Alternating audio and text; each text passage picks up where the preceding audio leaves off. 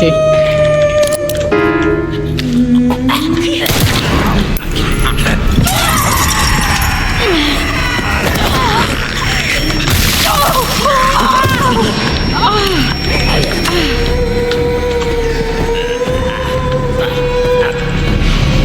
আরেকটা গানস পাইছি যেটাতে সিম্পলি কোনো অ্যামো নাই।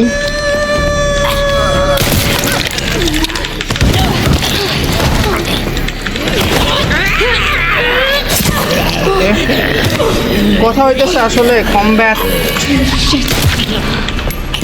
কমব্যাট করতে করতে এমন একটা বদভ্যাস হয়েছে যে আসলে স্টেলথ নিয়ে চলতেও পারি না।